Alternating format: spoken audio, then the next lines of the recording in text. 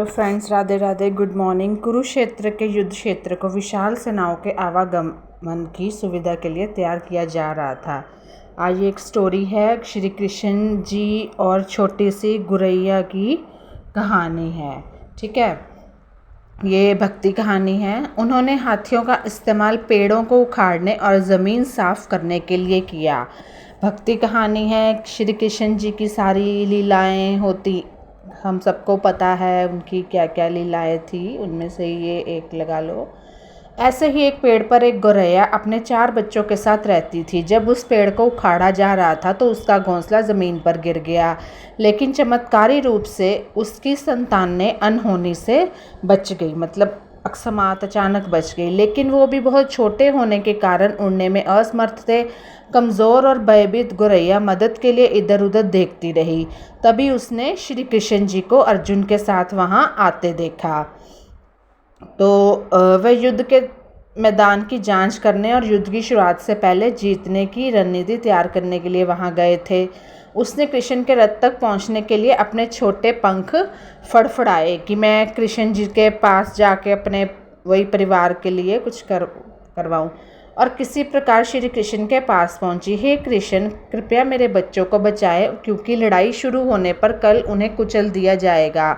सर्वव्यापी भगवान बोले, मैं तुम्हारी बात सुन रहा हूँ। चिड़िया ने कृष्ण जी के पास जाके ये सब बोला ना कि कल युद्ध होगा और मेरे परिवार को, बच्चों को मार दिया जाएगा। लेकिन मैं कृष्ण जी कहते हैं, लेकिन मैं प्रकृति के कानून में हस्तक्षेप नहीं कर सकता। गौरैया ने कहा, हे भगवान, मैं जानती हूँ कि आप मेरे उद्धार करता है। मैं अपने बच्चों के भाग्य को आपके हाथों में सौंपती हूँ।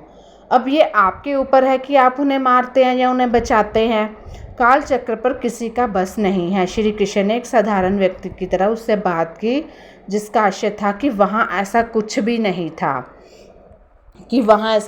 नहीं था कि जिसके बारे में वो कुछ कर सकते थे। गौरैया ने विश्वास और श्रद्धा के साथ, प्रभु आप और क्या करते हैं वो मैं नहीं जान सकती, मतलब बड़े श्रद्धा और विश्वास के साथ कहा कि मेरे बच्चों का भविष्य आपके हाथों में है, कि कल को लड़ाई होगी तो मेरे तो बच्चे मार दिए जाएंगे।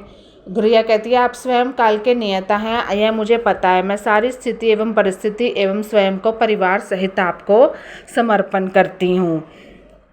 तो भगवान बोले, अपने घोंसले में 3 सप्ताह के लिए भोजन का संग्रह करो। गौरैया और श्री कृष्ण के संवाद से अनभिज्ञ अर्जुन गौरैया को दूर भगाने की कोशिश करते हैं, क्योंकि अर्जुन को नहीं पता कि गौरैया और कृष्ण जी के बीच क्या संवाद, क्या बातें हुई थी। गौरैया ने अपने पंखों को कुछ मिनटों के लिए फुलाया और फिर अपने घोंसले में वापस चली गई। 2 दिन बाद शंख के उद्घोष से युद्ध शुरू होने की घोषणा की गई। ये पहले बताया गया ना कि कुरुक्षेत्र के टाइम की बात है, जब महाभारत का युद्ध होना था। कृष्ण ने अर्जुन से कहा कि अपने धनुष और बाण मुझे दो। अर्जुन चौंका, क्योंकि कृष्ण ने युद्ध में कोई भी हथियार नहीं उठाने की शपथ ली थी कि युद्ध में तो कोई हथियार यूज़ नहीं करेंगे, कोई हथियार नहीं उठाएगा। इसके अतिरिक्त अर्जुन का मानना था कि वह ही सबसे अच्छा धनुषधारी है। मुझे आज्ञा दे भगवान, अर्जुन ने दृढ़ विश्वास के साथ कहा। मेरे तीरों के लिए कुछ भी अभेद नहीं है। कि अर्जुन अच्छा धनुषधर था, सबको पता है। चुपचाप अर्जुन से धनुष लेकर कृष्ण ने एक हाथी को निशाना बनाया, लेकिन हाथी को मार के नीचे गिरने की बजाय तीर हाथी के गले की घंटी में जा टकराया। उसकी गली में घंटी में जा टकराया और एक चिंगारी सी उड़ गई। अर्जुन यह देखकर अपनी हंसी नहीं रोक पाए कि कृष्ण ने एक आसान सा निशाना चूक गया कृष्ण जी का। क्या मैं प्रयास करूं? उसने स्वयं को प्रस्तुत किया। अर्जुन ने श्री कृष्ण को बोला कि मैं धनुष चलाऊं। तो उसकी प्रतिक्रिया को नज़रअंदाज करते हुए कृष्ण ने उन्हें धनुष वापस दिया और कहा कि कोई और कार्रवाई आवश्यक नहीं है, कि अब किसी और चीज़ की ज़रूरत नहीं है, कि कुछ करने की ज़रूरत नहीं है। लेकिन केशव, आपने हाथों को क्यों तीर मारा? अर्जुन ने पूछा। क्योंकि इस हाथी ने उस गौरैया के आश्रय उसके घोंसले को, जो कि एक पेड़ पर था, उसको गिरा दिया था। हाथी ने, क्योंकि गौरैया से और कृष्ण जी ने वादा किया था ना कि मैं कुछ नहीं होने दूंगा। कौन सी गौरैया? अर्जुन ने पूछा। इसके अतिरिक्त हाथी तो अभी स्वस्थ और जीवित है, केवल घंटी ही टूट कर गिरी है। अर्जुन के सवालों को खारिज करते हुए कृष्ण ने उसे शंख फूंकने का निर्देश दिया। युद्ध शुरू हुआ। अगले 18 दिनों में कई जानें चली गई। अंत में पांडवों की जीत हुई। एक बार फिर कृष्ण अर्जुन को अपने साथ सुदूर क्षेत्र में भ्रमण करने के लिए ले गए। कई शव अभी भी वहाँ हैं। तो ये तब की बात इस पे बता रहे हैं कैसे कैसे जो उनके अंतिम संस्कार इंतज़ार कर रहे हैं। जंग का मैदान गंभीर अंगों और सिर बेजान सीढ़ियों और हाथियों से अड़ा पड़ा था। महाभारत का युद्ध काफ़ी दिन तक चला था, ये हम सब जानते हैं। तो कृष्ण एक निश्चित स्थान पर रुके और एक घंटी जो कि हाथी पर बांधी जाती थी उसे देखकर विचार करने लगे। अब देखो, अब आप ही सोचो वो क्या विचार कर रहे होंगे। उनके मन में इस तरह के कैसा विचार आया कि अर्जुन, उन्होंने कहा, अर्जुन क्या आप मेरे लिए यह घंटी उठाएंगे और इसे एक तरफ रख देंगे। निर्देश बिल्कुल सरल था, परंतु अर्जुन के समझ में नहीं आया।